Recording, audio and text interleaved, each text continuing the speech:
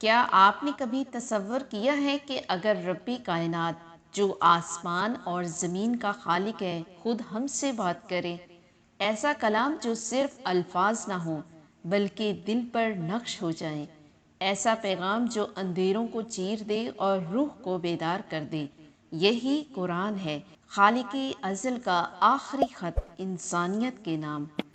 جس وقت ساری دنیا سو رہی تھی، انسانیت اندھیروں میں بھٹک رہی تھی، ایک غار میں ایک تنہا مگر سچا دل حق کی تلاش میں بیٹھا تھا، اور پھر وہ لمحہ آیا جس نے تاریخ کا رخ موڑ دیا، جب آسمان سے زمین پر سب سے عظیم کلام نازل ہوا، جب حضرت جبرائیل علیہ السلام نور بن کر غار حرا میں اترے اور نبی کریم صلی اللہ علیہ وآلہ وسلم کے قلب مبارک پر پہلا لفظ اقرا نازل ہوا۔ یہ صرف ایک لفظ نہ تھا، یہ وحی تھی، ہدایت تھی، انقلاب تھا، اور اللہ کی طرف سے انسان سے پہلی براہ راست بات۔ قرآن کی کہانی صرف ایک کتاب کی نہیں بلکہ انسانیت کی نجات کی کہانی ہے۔ یہ نور کا سفر ہے، غار حرا سے دلوں تک، صحابہ کے سینوں سے آج کے حافظوں تک، اور مکہ کے طوفانوں سے پوری دنیا کے سکون تک۔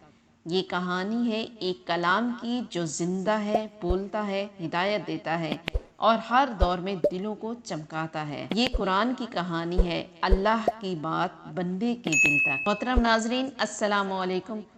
رات کی تاریکی تھی، مکہ کی پہاڑوں پر خاموشی چھائی ہوئی تھی، سب لوگ نیند کی آغوش میں تھے، مگر ایک انسان پہاڑ حرا کی غار میں اکیلا بیٹھا غور و فکر کر رہا تھا۔ اس کی پیشانی پر فکر کی لکیریں تھیں، آنکھ میں سچ کی تلاش اور دل میں انسانیت کا درد۔ یہ تھے محمد بن عبداللہ صلی اللہ علیہ وآلہ وسلم، وہ ہستی جن کے دل کی پاکیزگی کو اللہ نے اپنی سب سے عظیم وحی کا مرکز بنایا۔ ایسی رات، اسی لمحے غار حرا میں آسمانوں اور زمین کے درمیان سے ایک نورانی ہستی ظاہر ہوئی، حضرت جبرائیل علیہ السلام۔ حضرت جبرائیل علیہ السلام نے نبی کریم صلی اللہ علیہ وآلہ وسلم کو سینے سے لگایا اور کہا، پڑھ اپنے رب کے نام سے جس نے پیدا کیا، انسان کو خون کے لوتھڑے سے بنایا۔ پڑھ، اور تیرا رب سب سے زیادہ کرم والا ہے، جس نے قلم سے علم سکھایا، انسان کو وہ کچھ سکھایا جو وہ نہیں جانتا تھا۔ یہی قرآن کی ابتدا تھی، ایک نور جو جہالت کے اندھیرے میں چمکا، ایک روشنی جو دلوں کو جگانے آئی۔ قرآن پاک 23 سال کی مدت میں نازل ہوا، کبھی مکہ کی تپتی گلیوں میں، کبھی مدینہ کے پرامن راستوں پر، کبھی جنگ کے میدانوں میں، کبھی رات کی تنہائیوں میں۔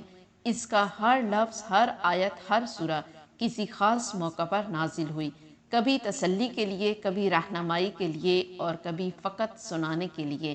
اللہ تعالیٰ نے فرمایا، اور ہم نے اس قرآن کو تھوڑا تھوڑا کر کے اتارا تاکہ تم اسے لوگوں کو ٹھہر ٹھہر کر سناؤ، اور ہم نے اسے آہستہ آہستہ نازل کیا۔ یہ نزول ایسا تھا کہ ہر لمحہ، ہر آیت نبی کریم صلی اللہ علیہ وآلہ وسلم کے قلب پر اترتی اور دل میں جذب ہو جاتی۔ حضرت جبرائیل علیہ السلام اللہ کے خاص فرشتے، جن کے ذریعے یہ پیغام ہدایت نازل ہوتا ہے۔ نبی کریم صلی اللہ علیہ وآلہ وسلم فرماتے ہیں، بے شک اس قرآن کو روح الامین جبرائیل علیہ السلام نے نازل کیا ہے آپ کے دل پر، تاکہ آپ خبردار کرنے والوں میں سے ہوں، صاف عربی زبان میں۔ جب جب حضرت جبرائیل علیہ السلام وحی لاتے، نبی کریم صلی اللہ علیہ وآلہ وسلم کا جسم مبارک کانپنے لگتا، پیشانی پر پسینہ آ جاتا، کبھی اونٹ پر سوار ہوتے تو اونٹ بیٹھ جاتا، کپڑا اوڑے ہوتے تو کپڑا بھاری ہو جاتا۔ اتنا عظیم بوجھ تھا یہ وحی، اتنا پاکیزہ، اتنا بلند۔ مکہ جہاں قرآن کا آغاز ہوا، وہی مکہ قرآن پاک کے دشمنوں کا مرکز تھا۔ قریش کے سردار اس کلام کو سن کر کانوں میں انگلیاں ڈال لیتے، دلوں پر تالے لگا لیتے، مگر پھر بھی قرآن پاک کی تاثیر کچھ ایسی تھی کہ دشمن بھی سن کر لرز جاتے۔ ایک دن حضرت عمر بن خطاب رضی اللہ عنہ، جو اسلام کے سخت ترین دشمن تھے، سورۃ طٰہٰ کی آیات سنتے ہیں، طٰہٰ، ہم نے یہ قرآن آپ پر اس لیے نازل نہیں کیا کہ آپ کو تکلیف ہو، ان کا دل نرم ہو گیا، آنکھیں نم ہو گئیں اور وہی سخت دل اسلام کے سب سے بڑے محافظ بن گئے۔ جب نبی کریم صلی اللہ علیہ وآلہ وسلم ہجرت کر کے مدینہ پہنچے تو قرآن پاک کی آیات نے نئی ریاست کی بنیاد رکھی۔ یہاں قرآن پاک صرف روحانی پیغام نہیں تھا، یہ عدل کا قانون، معیشت کا دستور، جنگ کا اصول اور صلح کا منشور تھا۔ قرآن پاک میں ارشاد باری تعالیٰ ہے، بے شک اللہ انصاف اور احسان کا حکم دیتا ہے۔ مدینہ کی گلیوں میں قرآن کی آیات گونجتی تھیں اور ہر صحابی اس کو یاد کرتا، سمجھتا اور عمل میں لاتا۔ قرآن پاک اب صرف نبی کریم صلی اللہ علیہ وآلہ وسلم کے سینے میں نہیں، امت کے سینوں میں اتر چکا تھا۔ کیا آپ نے کبھی سوچا ہے کہ ایک انسان اپنی نیند، اپنا کھانا، اپنا وقت کیوں قربان کرے؟ جواب ہے قرآن۔ حضرت ابوبکر صدیق رضی اللہ عنہ، حضرت عمر، حضرت علی، حضرت عثمان، ہر صحابی نے قرآن پاک کو صرف پڑھا نہیں بلکہ جیا۔ حضرت عثمان رضی اللہ عنہ راتوں کو قرآن پاک مکمل کرتے۔ حضرت علی رضی اللہ عنہ ہر آیت کے شان نزول سے واقف تھے اور حضرت عمر رضی اللہ عنہ قرآن کے ہر حکم پر عمل کرتے۔ نبی کریم صلی اللہ علیہ وآلہ وسلم نے فرمایا، تم میں سے بہترین وہ ہے جو قرآن سیکھے اور سکھائے۔ قرآن پاک صحابہ کے لیے زندگی کا مقصد تھا۔ ان کی تلواریں قرآن کے عدل کے لیے، ان کے دل قرآن کی محبت سے روشن اور ان کی زبانیں قرآن کے ذکر سے تر تھیں۔ قرآن پاک صرف کتاب نہیں، ایک انقلاب ہے جس نے پتھر جیسے دلوں کو موم بنا دیا، جو جاہلیت کی تاریک دور کو روشنی میں لے آیا۔ اللہ تعالیٰ نے ارشاد فرمایا، اللہ نے بہترین بات نازل کی، ایک ایسی کتاب جو بار بار دہرائی جاتی ہے، جس سے ان لوگوں کے جسم کانپ اٹھتے ہیں جو اپنے رب سے ڈرتے ہیں۔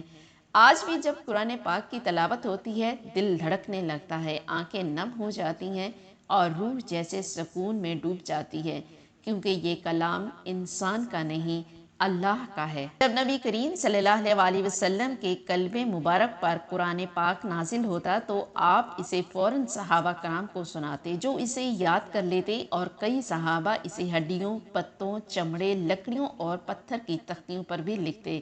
قرآن پاک کا کوئی مخصوص ایک صحیفہ نہ تھا، بلکہ منتشر مقامات پر محفوظ تھا۔ سب سے مضبوط حفاظتی صحابہ کے سینے۔ جب 11 ہجری میں رسول اللہ صلی اللہ علیہ وآلہ وسلم کا وصال ہوا، قرآن پاک مکمل ہو چکا تھا، مگر ایک کتابی شکل میں نہ تھا۔ مگر اللہ کا وعدہ تھا، بے شک ہم نے یہ ذکر نازل کیا ہے اور ہم ہی اس کے حفاظت کرنے والے ہیں۔ نبی کریم صلی اللہ علیہ وآلہ وسلم کے بعد جب حضرت ابوبکر صدیق رضی اللہ عنہ خلیفہ بنے تو جنگ یمامہ میں 70 سے زائد حافظ صحابہ کرام شہید ہو گئے۔ حضرت عمر رضی اللہ عنہ نے اس پر شدید فکر کا اظہار کیا اور حضرت ابوبکر صدیق رضی اللہ عنہ سے کہا کہ قرآن پاک کو ایک جگہ جمع کرنا ضروری ہے تاکہ یہ ضائع نہ ہو جائے۔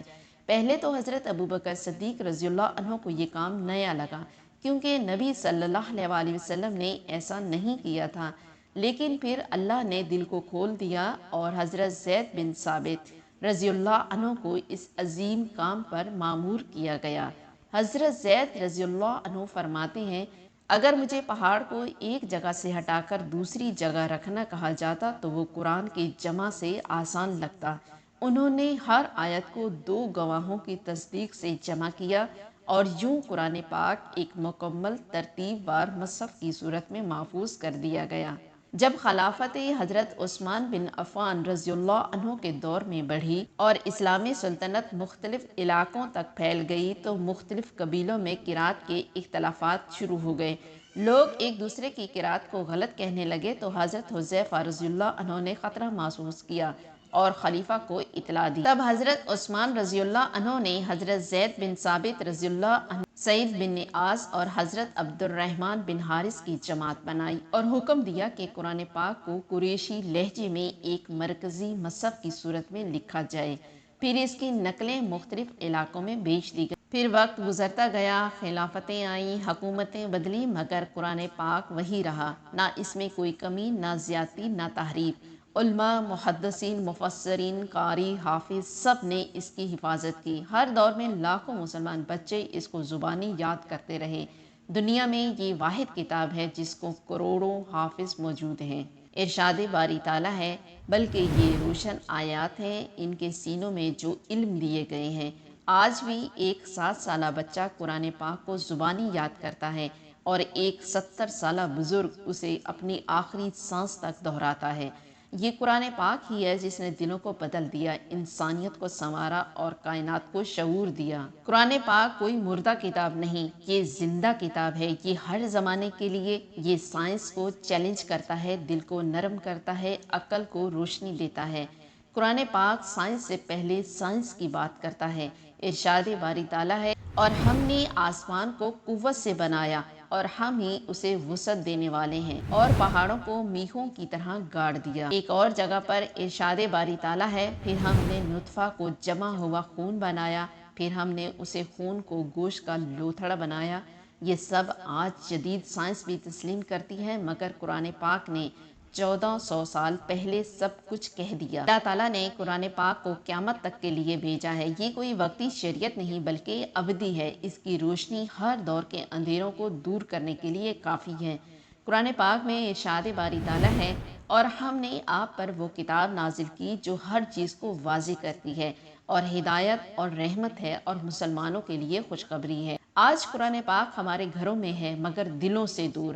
ہم نے اسے صرف تلاوت تک محدود کر دیا، علم، فہم، تدبر سب بھلا دیا۔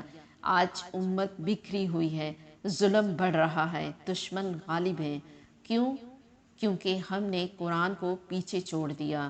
ارشاد باری تعالیٰ ہے، اور رسول کہیں گے، اے میرے رب، میری قوم نے اس قرآن کو چھوڑ رکھا تھا۔ یہ سب سے دردناک آیت ہے جب نبی کریم صلی اللہ علیہ وآلہ وسلم خود شکایت کریں۔